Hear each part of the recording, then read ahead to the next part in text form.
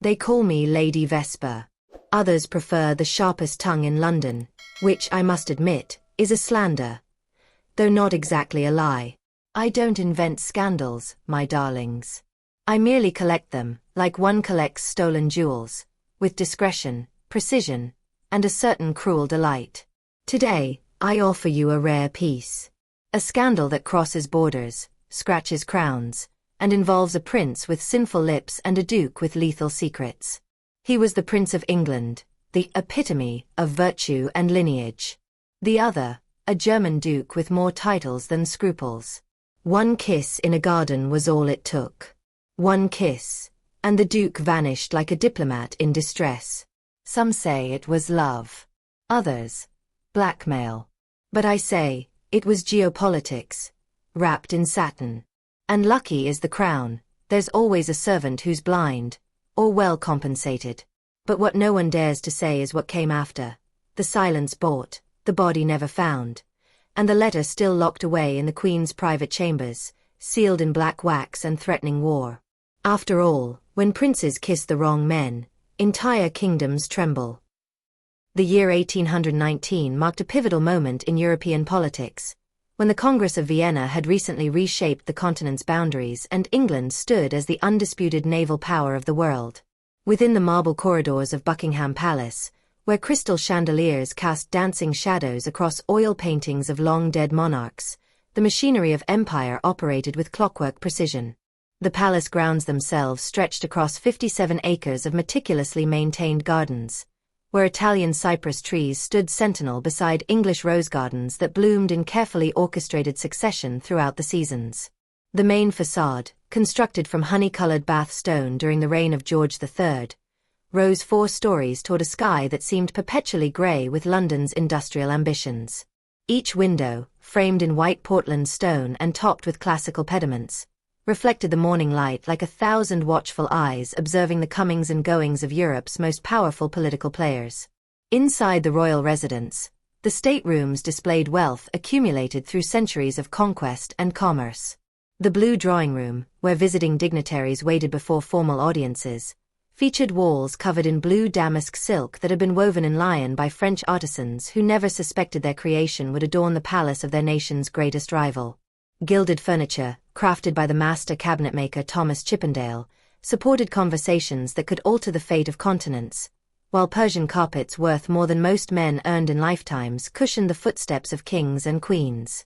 The throne room itself represented the ultimate expression of imperial power, its dimensions calculated to humble even the most prideful foreign visitors. The ceiling, painted by Italian masters imported specifically for the task, depicted scenes of British naval victories stretching back 3 centuries, while walls lined with captured battle standards reminded all present of England's military supremacy. The throne itself, carved from a single piece of English oak and inlaid with precious metals extracted from colonies spanning the globe, sat upon a raised dais approached by steps of Carrara marble that had been quarried in the same location that supplied ancient Roman emperors. King George IV, still fresh in his controversial reign, had inherited not merely a crown but a web of diplomatic obligations that stretched from the Baltic Sea to the Mediterranean. His Majesty's daily routine began at precisely 8 o'clock each morning, when his personal secretary delivered leather-bound portfolios containing correspondence from every major European capital. Letters bearing the wax seals of the Tsar of Russia, the Emperor of Austria, and the King of France arrived alongside reports from colonial governors in India, military commanders in the Mediterranean, and trade commissioners monitoring the delicate balance of commerce that sustained England's economic dominance. The Royal Court of England functioned as both theatre and battlefield, where every gesture carried the weight of international consequence and every whispered conversation could alter the fate of nations. Protocol officers, trained in the subtle art of diplomatic precedence, ensured that visiting ambassadors received treatment precisely calibrated to reflect their nation's current standing in British estimation. The order of precedence for state dinners, the placement of chairs during formal audiences, even the number of steps taken forward to greet foreign dignitaries, all conveyed messages that experienced diplomats could read like sacred texts revealing England's true intentions toward their respective governments. The palace's domestic staff numbered more than 400 souls, from the Lord Chamberlain who oversaw all ceremonial functions to the scullery maids who scrubbed copper kettles in kitchens that never slept. Footmen in crimson livery with golden braiding moved through corridors carrying silver trays laden with documents that could start wars or forge lasting peace, while ladies in waiting attended to the complex ritual of royal presentation that transformed ordinary mortals into acceptable companions for divinely appointed monarchs. The palace's east wing housed the private apartments of Prince Edward Augustus, second son of the crown and heir to nothing but expectations. At 26 years of age, Edward possessed the classical features that court painters favored: strong jawline inherited from Hanoverian ancestry, piercing blue eyes that seemed to see through the facades of diplomatic courtesy, and the kind of aristocratic bearing that made commoners lower their gaze in instinctive reverence. His wardrobe, maintained by a personal valet and 2 assistant dressers, contained more than 60 formal uniforms representing various military regiments, diplomatic occasions, and court ceremonies, each garment tailored to perfection by London's finest clothing establishments. The prince's morning attire typically consisted of a dark blue wool coat with silver buttons bearing the royal arms, white silk waistcoat embroidered with gold thread, and breeches of the finest chamois leather that fit like a second skin. His cravat, tied in the mathematical perfection that fashion demanded, was secured with a sapphire pin that had belonged to his great-grandfather. White silk stockings and black leather shoes polished to mirror brightness completed an ensemble that cost more than most families spent in an entire year, yet represented merely the everyday uniform of royal obligation. Yet beneath the silk waistcoats and perfectly tailored morning coats, beneath the practiced smile that had been drilled into him by decades of court training and diplomatic pleasantries that rolled off his tongue with mechanical precision, lived a man who felt like a prisoner in golden chains. Edward's private chambers, decorated in burgundy velvet and furnished with pieces selected by his mother the Queen, felt more like a luxurious cell than a home. The bed, hung with curtains that blocked out the morning light, had witnessed countless sleepless nights when the prince lay staring at silk-covered ceilings and wondering if his life would ever belong to himself rather than to the crown's political necessities. The prince's daily routine followed patterns established by centuries of royal protocol, each hour scheduled with the precision of military campaign planning. At precisely 7 o'clock each morning, his valet Thomas Whitmore, a man whose discretion had been tested through 15 years of faithful service, would enter the burgundy-draped bedchamber carrying silver trays laden with correspondence from across Europe. The morning's first cup of chocolate, prepared according to a recipe guarded by the palace kitchen staff, accompanied letters bearing the seals of foreign courts, invitations to state functions written in the elaborate calligraphy that diplomatic courtesy demanded, and reports from the diplomatic corps that monitored England's interests in every corner of the civilized world. Each piece of correspondence required careful consideration and appropriate response, tasks that consumed the majority of Edward's morning hours. Letters from his cousin the Tsar of Russia demanded delicate handling, as did communications from the restored Bourbon monarchy in France, whose legitimacy England supported despite decades of warfare against their predecessors. Trade negotiations with the Ottoman Empire, boundary disputes in the Americas, and the complex web of alliances that kept Napoleon safely imprisoned on St. Helena, all required the prince's attention and input, transforming him into a human extension of England's diplomatic machinery. The palace's formal breakfast, served at precisely 9 o'clock in the morning room overlooking the gardens, brought together members of the royal family and their closest advisors for discussions that shaped imperial policy. The meal itself, prepared by French chefs whose loyalty had been purchased with salaries exceeding those of government ministers, featured delicacies imported from across the empire. Indian tea served in Chinese porcelain, Caribbean sugar sweetening Scottish oats, and preserves made from fruits that grew in English greenhouses heated by coal extracted from Welsh mines. During these morning conferences, Edward found himself serving as both participant and observer, his opinions valued for their intelligence while his personal desires remained forever subordinated to the crown's political necessities. The conversation flow followed patterns established by decades of practice. Military reports from Wellington's staff, diplomatic intelligence from the Foreign Secretary, economic analyses from the Treasury, and social intelligence from court observers who monitored the loyalties and ambitions of England's aristocratic elite. The palace itself stood as a monument to English supremacy, its Georgian architecture commanding respect from all who approached its gates.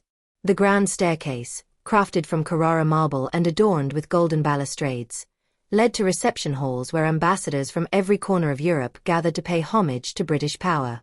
Persian carpets worth fortunes covered floors of polished oak, while portraits of military victories reminded visitors of England's dominance on land and sea.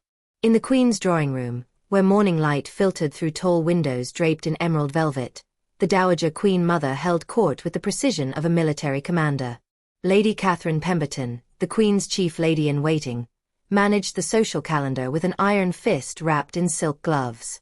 Every invitation, every introduction, every moment of the royal family's public life passed through her scrutiny. The diplomatic quarter of London bustled with activity as representatives from Prussia, Austria, France, and the German Confederation navigated the complex web of post-Napoleonic politics.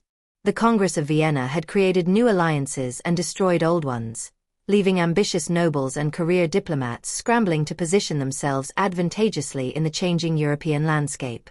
Within this world of marble statues and gold-leaf ceilings, where servants in powdered wigs moved silently through corridors carrying messages that could start wars or forge peace, Prince Edward felt the suffocating weight of destiny. His older brother William would inherit the throne, leaving Edward to serve as a diplomatic tool, a chess piece to be moved across the board of international relations according to the Crown's strategic needs. The approaching state visit of Duke Friedrich von Harrington of the Germanic Confederation had created a buzz of anticipation throughout the court. Friedrich represented new political possibilities, a potential alliance that could strengthen England's position against the growing influence of France and Russia. The Foreign Secretary, Lord Castlereagh, had spent weeks preparing briefings on the Duke's political connections, his family's influence in German affairs, and the strategic value of securing his friendship. As Prince Edward stood at his private study window, gazing across the perfectly manicured gardens where peacocks strutted between flowering rose bushes, he wondered if he would ever experience life beyond the suffocating embrace of royal duty. The weight of expectation pressed upon his shoulders like an invisible cloak, reminding him that his existence served purposes far greater than personal happiness or individual desire. The morning of September 15th brought an unseasonable chill to London, as if nature itself sensed the significance of the day's events and had conspired to create atmospheric conditions appropriate for momentous encounters. Frost covered the palace gardens in crystalline patterns that transformed familiar landscapes into fairy tale visions, while fog drifted up from the Thames to shroud the city in mystery that seemed to promise revelations of unprecedented importance. Duke Friedrich von Harrington's arrival had been scheduled with military precision by the Foreign Secretary's office, yet the man who emerged from the black lacquered carriage bearing the Germanic Confederation's coat of arms, a golden eagle with wings spread in flight above a field of alternating red and gold stripes, defied every expectation held by the English court's most experienced observers of foreign aristocracy. The carriage itself represented a masterwork of German craftsmanship, its body constructed from the finest ebony wood and decorated with intricate silver inlays that depicted scenes from Germanic mythology. The wheels, bound with steel imported from the legendary forges of Zollingen, had carried the Duke across 800 miles of European roads without losing their perfect circular precision. 4 matched grey stallions, each standing 17 hands high and bred in the Duke's own stables, possessed the kind of equine aristocracy that immediately communicated their owners' sophisticated understanding of breeding, training, and the subtle art of diplomatic presentation through superior horseflesh. Friedrich himself possessed an otherworldly magnetism that seemed to bend reality around his presence, creating an invisible field of influence that affected every person within his proximity. Standing 6 feet in height with broad shoulders that filled his midnight blue traveling coat to perfection, he moved with the fluid grace of a predator barely contained by civilization's constraints, yet somehow made that containment appear to be voluntary rather than necessary. His physical presence suggested controlled power rather than mere strength, the kind of masculine authority that spoke of battles fought and won through superior strategy rather than brute force.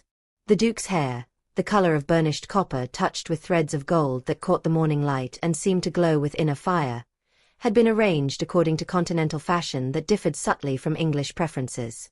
Where London gentlemen favored more conservative styles that suggested respectability above all other virtues, Friedrich's slightly longer locks spoke of artistic sensibility and romantic inclinations that hinted at depths hidden beneath diplomatic courtesy.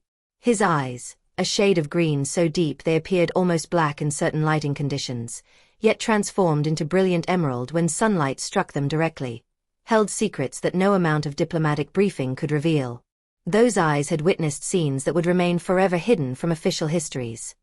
midnight conferences where the fate of nations was decided by handshakes rather than treaties, duels fought in forest clearings where honor mattered more than life, and passionate encounters that transcended the boundaries of conventional morality. The Duke's reputation had preceded him across the Channel like advance cavalry preparing the battlefield for a major engagement. At 31 years of age, he commanded vast estates stretching across 3 German principalities, territories that included ancient castles, modern manufacturing facilities, silver mines that had funded wars for centuries, and agricultural lands so fertile they could feed armies without strain. His political influence extended far beyond his hereditary domains to encompass trade routes that connected the Baltic to the Mediterranean, diplomatic relationships that could shift the balance of European power, and financial resources that made him one of the continent's most sought-after allies.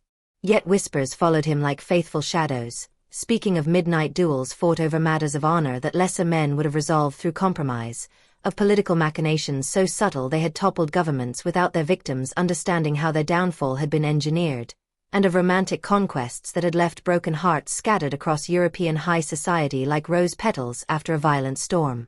These stories, impossible to verify yet too consistent to dismiss entirely, created an aura of dangerous glamour that made Friedrich simultaneously fascinating and slightly terrifying to encounter in person. The Germanic Confederation's decision to send Friedrich as their primary diplomatic representative to England had been calculated to maximize both political advantage and psychological impact. The Duke's combination of hereditary authority, personal magnetism, and strategic intelligence made him the perfect ambassador for delicate negotiations that required both formal diplomatic skill and the kind of personal persuasion that could only be achieved through face-to-face interaction with England's power elite. Prince Edward first glimpsed Friedrich during the formal presentation ceremony in the throne room, where ancient protocol demanded that all visiting dignitaries pay homage to the English crown before proceeding to substantive diplomatic discussions.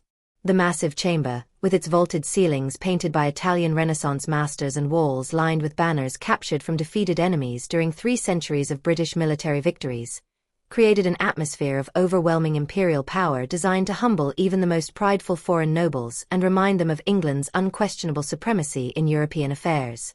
The ceremony itself followed rituals established during the reign of Elizabeth I and refined through decades of diplomatic practice into a form of political theatre that communicated England's expectations and requirements more effectively than any written treaty could achieve.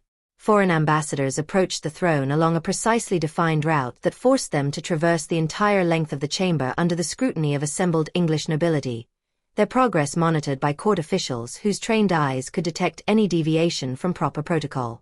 As Friedrich approached the throne, his military dress uniform, scarlet wool of the finest quality adorned with golden braiding that formed intricate patterns across chest and shoulders, ceremonial medals earned in battles against Napoleon's retreating armies glinting in the candlelight, and a ceremonial sword whose hilt bore his family's ancient coat of arms, commanded attention from every person present in the vast chamber.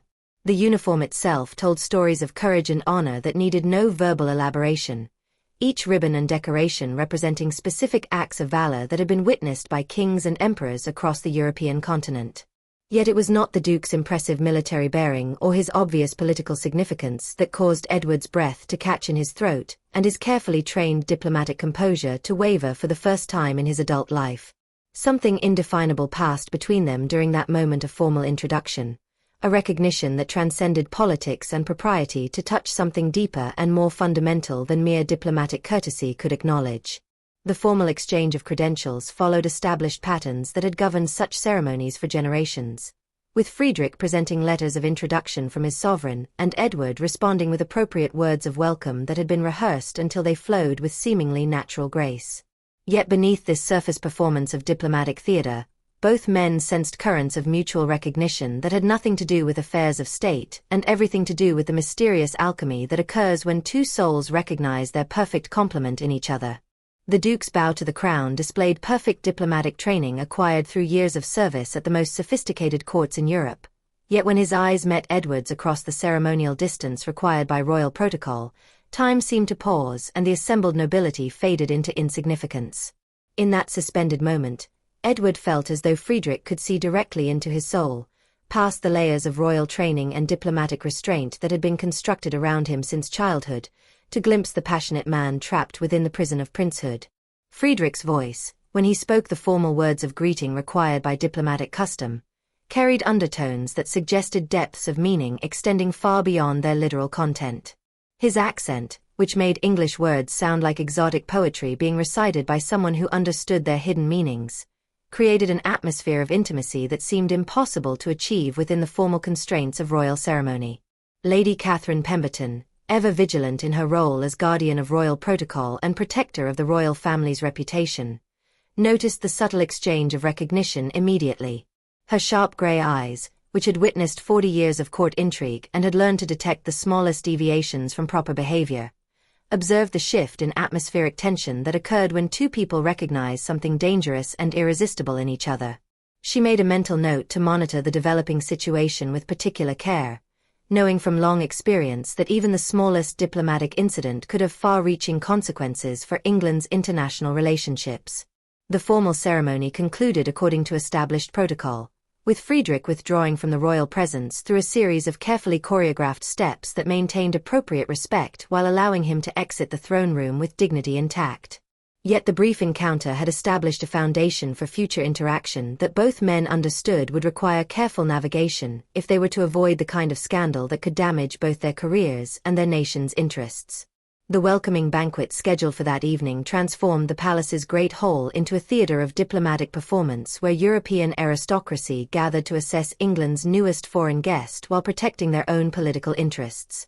The hall itself, with its hammer-beam ceiling that soared 40 feet above the floor and walls decorated with tapestries depicting England's greatest military victories, created an atmosphere that combined medieval grandeur with modern political sophistication.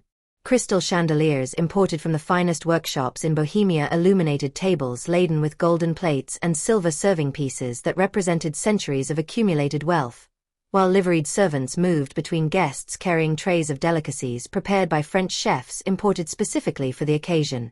The finest wines from across Europe flowed like rivers of liquid diplomacy, loosening tongues and creating opportunities for the kind of informal negotiation that often proved more valuable than formal treaty discussions conducted in government offices. The banquet seating arrangement had been planned with the precision of military strategy, with each placement designed to facilitate conversations that would advance England's diplomatic objectives while preventing potentially dangerous alliances from forming among foreign representatives.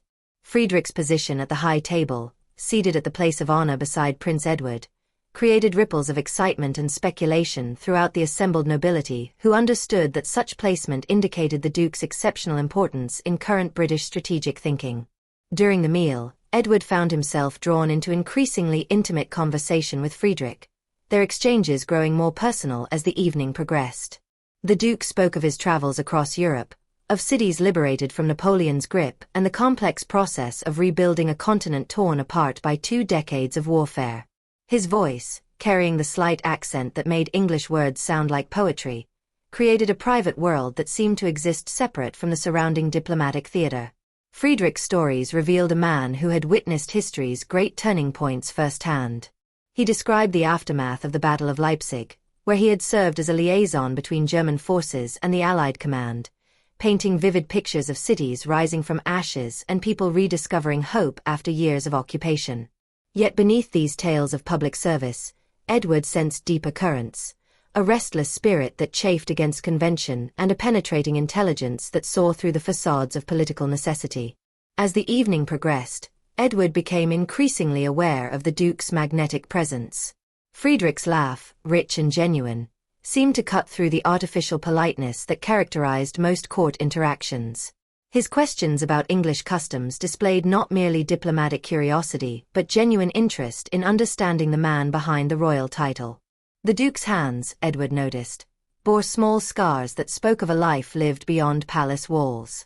When Friedrich gestured while speaking, the candlelight caught the gold signet ring bearing his family crest, a crowned eagle grasping a sword and olive branch, symbolizing the balance between war and peace that defined his political position.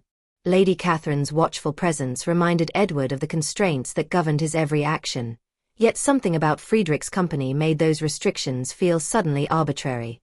The Duke treated him not as a symbol of English power but as an individual worthy of respect and genuine interest, creating a sensation Edward had rarely experienced within the suffocating embrace of royal protocol.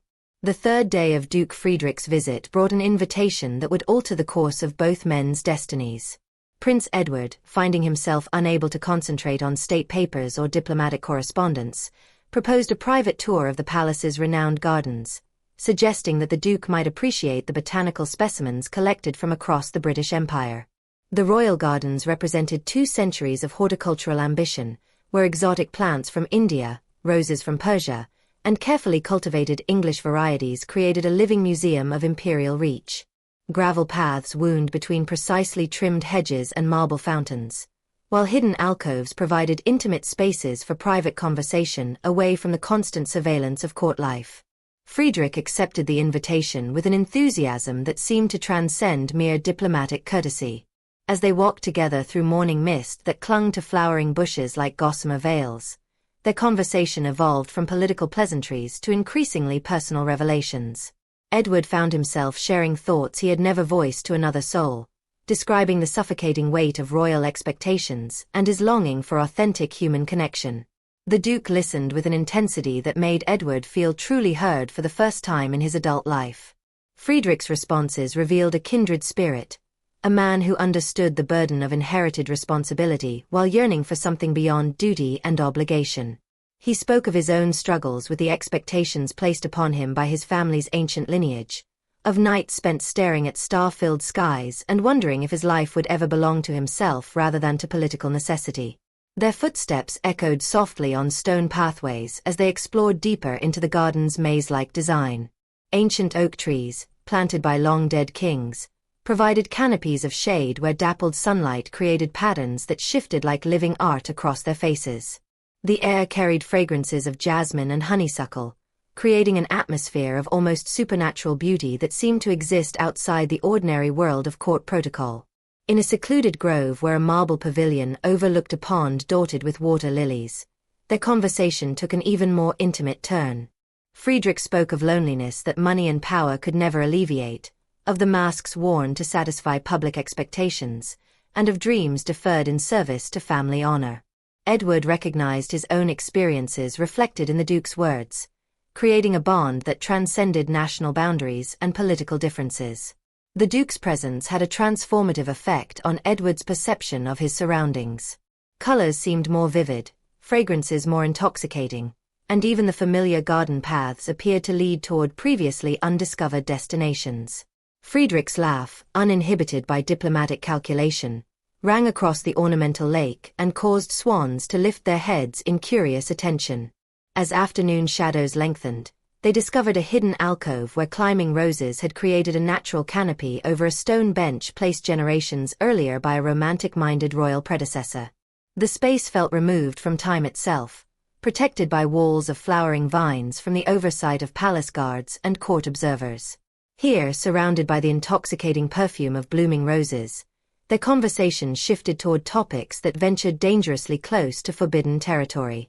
Friedrich's eyes, in the filtered light of late afternoon, revealed depths that Edward found himself wanting to explore regardless of consequences. The Duke's voice, when he spoke of beauty and truth and the courage required to pursue what the heart desired despite societal constraints, seemed to speak directly to Edward's long-suppressed yearnings. The moment arrived with the inevitability of sunrise, built through days of growing attraction and mutual recognition of kindred spirits trapped within gilded cages of social expectation. Friedrich's hand, reaching across the small space between them to brush away a rose petal that had fallen onto Edward's shoulder, lingered longer than propriety dictated. The touch, gentle yet electric, sent waves of sensation through Edward's entire being.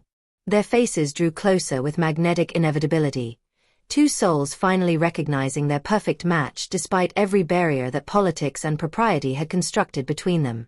Friedrich's lips, when they finally met Edward's in that hidden garden alcove, tasted of freedom and possibility, and everything that had been missing from the prince's carefully orchestrated existence. The kiss deepened with passion that had been building since their first moment of eye contact in the throne room. Friedrich's arms encircled Edward with protective strength, while Edward's hands discovered the solid reality of shoulders and chest that his imagination had conjured during sleepless nights. Time ceased to exist as they explored this new territory of mutual desire, their embrace speaking truths that could never be voiced in the formal language of diplomatic discourse. Yet even in this moment of perfect connection, shadows of consequence loomed beyond the rose-covered walls.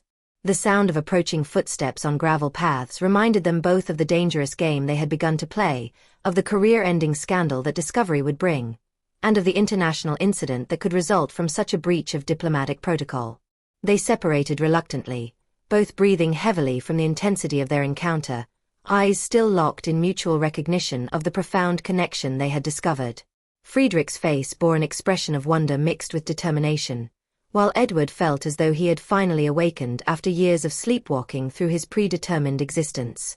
The Duke's whispered promise, that this was merely the beginning of something that would transcend every obstacle placed in their path, hung in the perfumed air like a sacred vow. Yet both men understood the magnitude of what they were contemplating, the risks to their positions, their families, and their nations that such a relationship would entail.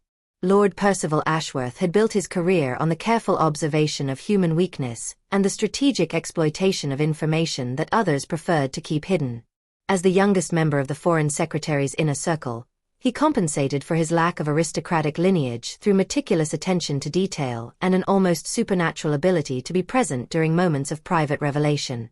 His position as deputy to the Foreign Secretary provided access to every corner of palace life, ostensibly to monitor the political implications of social interactions between English nobility and foreign dignitaries.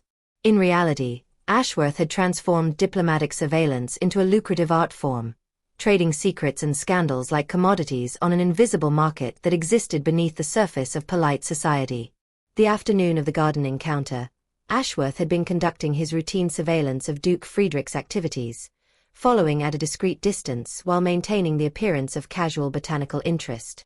His trained eye for human behavior had detected the growing intimacy between Prince Edward and the German Duke days before their fateful meeting in the rose-covered alcove. From his concealed position behind an ornamental trellis, Ashworth witnessed the kiss that would either make his career or destroy it entirely. The sight of Prince Edward, second son of the English crown, locked in passionate embrace with Duke Friedrich von Harrington represented information of unprecedented value and unimaginable danger. Ashworth's mind immediately began calculating possibilities and consequences. Such information could elevate him to the highest levels of political influence, providing leverage over the royal family that could guarantee his advancement for decades to come.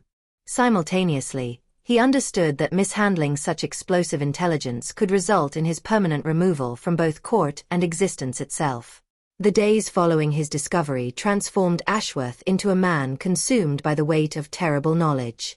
He observed Friedrich's continued presence at court functions with new understanding, noting the subtle exchanges of glances between Duke and Prince, the careful orchestration of their public interactions to maintain proper diplomatic distance while feeding their obviously desperate need for each other's company. Prince Edward's behavior during state functions revealed the telltale signs of a man intoxicated by newfound love yet terrified of exposure. His usually flawless diplomatic composure showed hairline cracks that only trained observers could detect.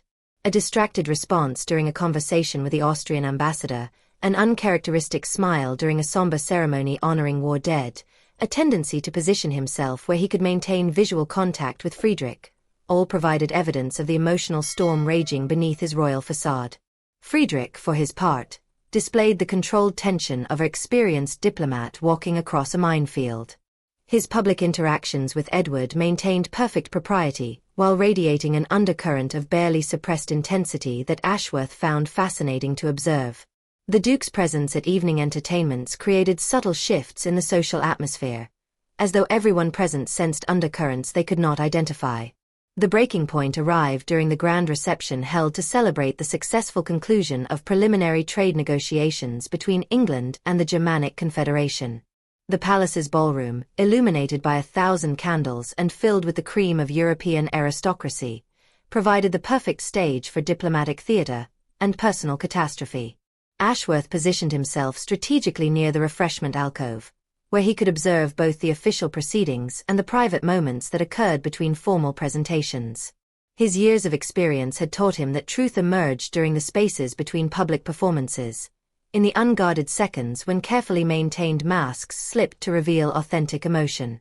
The evening's climax arrived when Prince Edward and Duke Friedrich found themselves momentarily isolated in the alcove designated for diplomatic correspondence. Thinking themselves unobserved, they allowed their carefully maintained distance to collapse for precious seconds. Friedrich's hand touched Edward's arm with lingering intimacy while delivering what appeared to casual observers as routine diplomatic courtesy. Yet Ashworth's trained eye caught every detail of their interaction.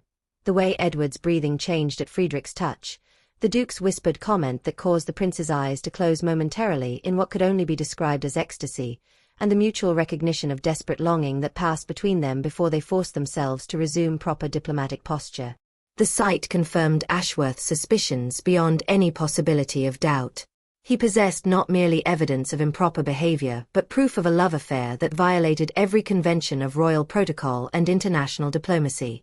The implications extended far beyond personal scandal to encompass potential political catastrophe that could destabilize relations between England and the German Confederation. Ashworth's decision crystallized with the sudden clarity that comes to ambitious men when presented with life-altering opportunities.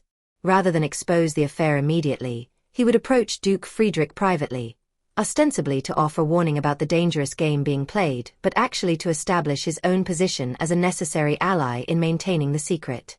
The following morning brought a carefully orchestrated encounter in the palace library, where Ashworth requested a private audience with Friedrich under the pretense of discussing historical documents related to Anglo-German trade relations.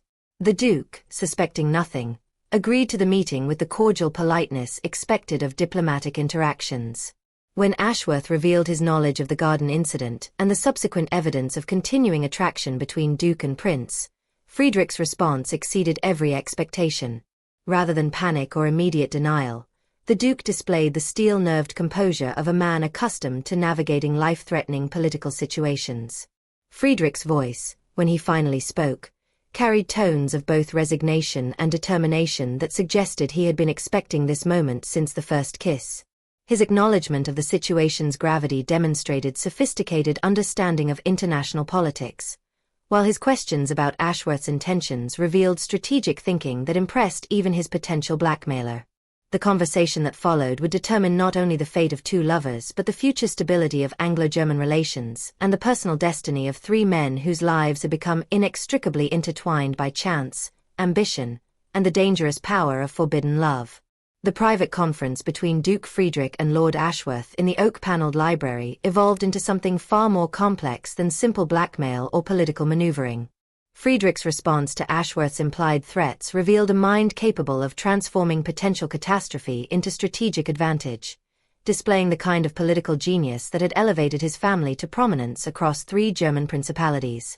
Rather than succumb to panic or attempt desperate denials, Friedrich acknowledged the situation with calm directness that left Ashworth temporarily speechless.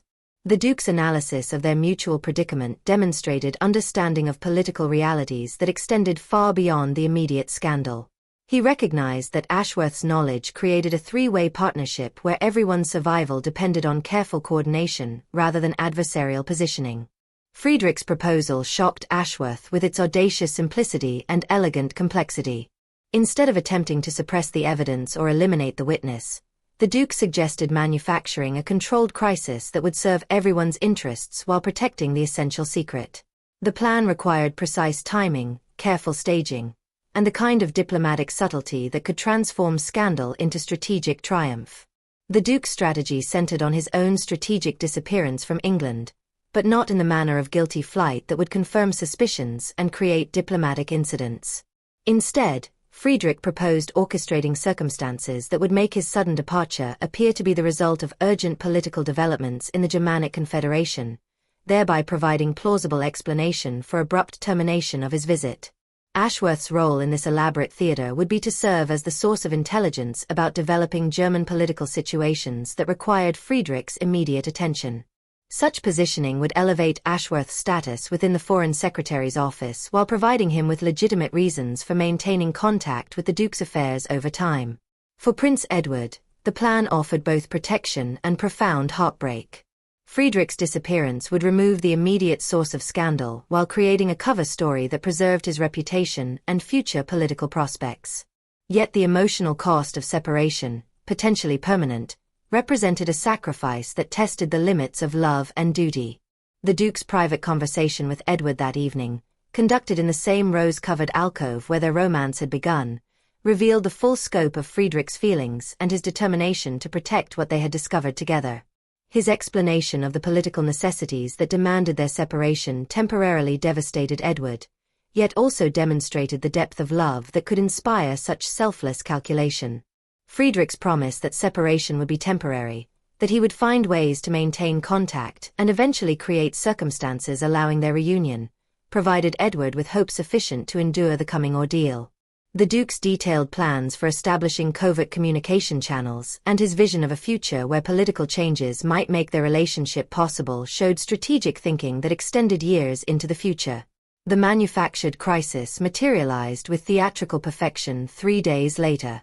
Ashworth's carefully planted intelligence reports suggested developing instability in Friedrich's home territories that required immediate ducal intervention.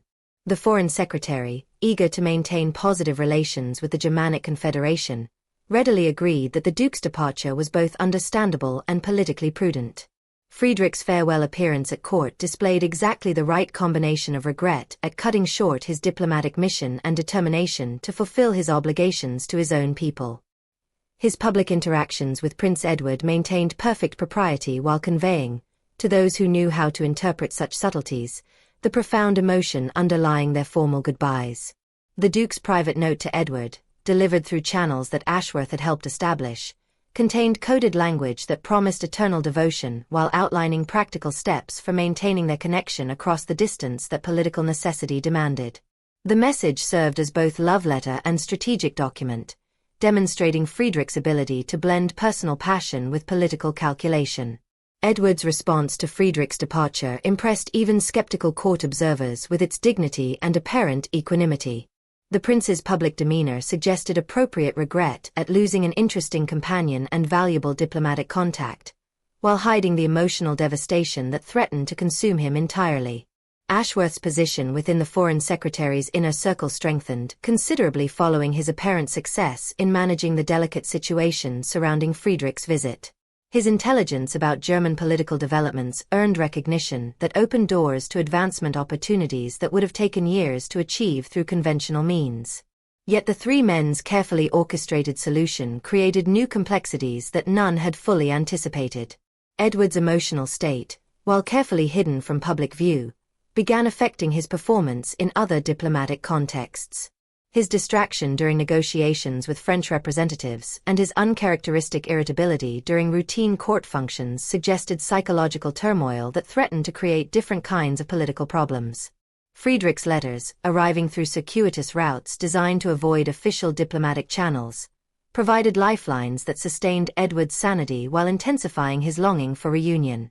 The Duke's descriptions of political developments in German territories and his analysis of changing European power structures offered hope that circumstances might eventually allow their relationship to emerge from shadows. Ashworth found himself serving as unofficial intermediary in communications between separated lovers, a role that provided him with unprecedented insight into high-level political developments while binding him ever more closely to the secret that had launched his career advancement. His position required delicate balancing of competing loyalties and careful management of information that could destroy or elevate depending on how skillfully it was deployed. 18 months after Duke Friedrich's strategic departure from the English court, the political landscape of Europe underwent transformations that none of the three conspirators had dared to anticipate.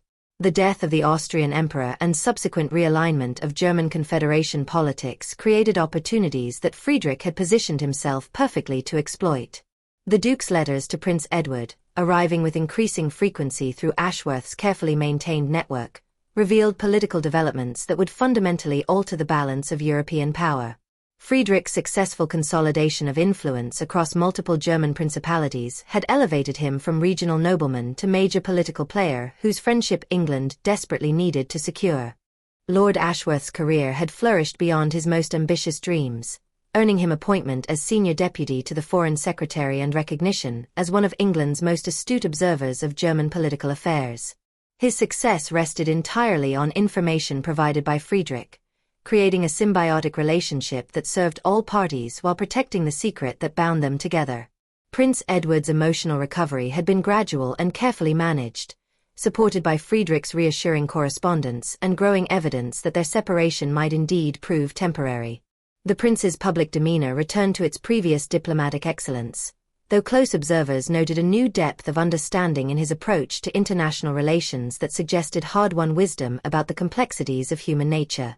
The invitation that changed everything arrived on a frost-covered morning in December, bearing the seal of King Frederick William of Prussia and requesting England's participation in a new defensive alliance designed to counter growing Russian influence in Central European affairs.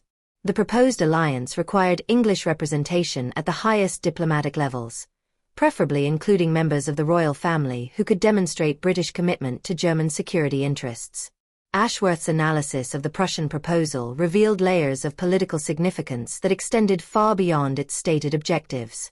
Friedrich's influence in shaping the alliance terms had created specific provisions requiring English diplomatic presence at the Duke's own court, ostensibly to coordinate military planning but actually designed to provide legitimate reasons for extended Anglo-German cooperation. The Foreign Secretary's decision to recommend Prince Edward as England's primary representative to the new alliance negotiations represented a triumph of Friedrich's long-term strategic planning. Edward's expertise in continental politics, enhanced by his supposed friendship with Duke Friedrich during the latter's London visit, made him the logical choice for managing England's most important diplomatic initiative in decades. Edward's departure for Germany in early spring carried the weight of national expectations and personal dreams that had sustained him through months of separation. His official instructions from the Foreign Ministry provided broad discretionary authority for conducting negotiations, while Friedrich's private communications had outlined detailed plans for reunion that would occur within the context of legitimate diplomatic necessity. The Duke's castle, situated strategically at the confluence of 3 rivers in the heart of his expanded territories, had been transformed into a center of international diplomacy that rivaled Vienna or Paris in its political significance. Representatives from across Europe gathered in halls adorned with tapestries depicting centuries of Germanic military victories, while modern communication systems connected Friedrich's court to every major capital from St. Petersburg to Madrid. Edward's arrival at Friedrich's court after nearly 2 years of separation created moments of such emotional intensity that both men struggled to maintain the diplomatic composure required by their public roles. Their reunion, staged as a formal diplomatic reception, allowed them to embrace publicly while hiding the passionate joy that threatened to overwhelm their carefully maintained facades. The weeks that followed provided opportunities for private connection that had been impossible during Friedrich's London visit. Extended diplomatic negotiations required lengthy private conferences between Duke and Prince, while the isolated location of Friedrich's castle created natural barriers against unwanted observation or interference. Friedrich's quarters in the castle's ancient tower, traditionally reserved for the sovereign's private use, became the sanctuary where their relationship could finally develop without the suffocating constraints of English court protocol. Here, surrounded by medieval stonework and illuminated by candlelight that seemed to connect them to centuries of hidden lovers, Edward and Friedrich discovered the full depth of compatibility that their interrupted courtship had only begun to explore. The Duke's political position, strengthened immeasurably by successful navigation of recent European crises, provided protection for their relationship that would have been impossible to achieve in London. Friedrich's court operated according to different social conventions, where personal loyalty to the Duke trumped conventional moral judgments, and where discretion was valued more highly than public displays of virtue. Ashworth's visit to conclude the alliance negotiations provided opportunities for the 3 conspirators to celebrate the success of their complex gambit, while planning for a future that promised even greater possibilities. The Deputy Foreign Secretary's elevation to full ministerial rank, achieved through his management of Anglo-German relations, positioned him to influence policy decisions that could further protect and advance their mutual interests. The final treaty signing ceremony, conducted in Friedrich's Great Hall before representatives of 8 European nations, marked not only a diplomatic triumph but the successful conclusion of the most audacious romantic conspiracy in the history of international relations. Edward's official role as chief English negotiator provided him with legitimate reasons for extended residence at Friedrich's court, while Ashworth's new ministerial position ensured continuing political protection for their arrangement. As autumn mist rose from the castles surrounding rivers and evening bells tolled across the Germanic countryside, Prince Edward and Duke Friedrich stood together on the ancient battlements that had protected this stronghold for 500 years. Their official roles as allied diplomats provided perfect cover for a love that had survived political intrigue, international scandal, and 18 months of enforced separation. The letter that Edward composed to his brother, the future king, that evening reported the successful conclusion of negotiations that would secure England's eastern frontiers for generations to come. Yet between the lines of diplomatic language lay evidence of personal happiness that transformed duty into joy and political necessity into the foundation for enduring love. Friedrich's promise, whispered in the candlelit privacy of his tower chambers, that their future would be built on the solid foundation of political alliance and mutual respect between sovereign equals, represented the ultimate triumph of love over circumstance. Their relationship, forged in secret English gardens and strengthened through strategic separation, had evolved into a partnership that served both personal happiness and national interests. The Duke's final words, as morning light crept across ancient stone walls and prepared to illuminate another day of their shared future, spoke of love that had transcended every barrier that society and politics had constructed against it. In achieving their impossible dream through courage, intelligence, and unwavering commitment to each other, Edward and Friedrich had proven that true love, when combined with strategic thinking and political skill, could indeed conquer all obstacles placed in its path. Their story, hidden from history but lived fully in the present moment, represented the ultimate victory of human passion over social constraint, of individual will over collective expectation, and of love over every force that sought to prevent two souls from finding their perfect completion in each other.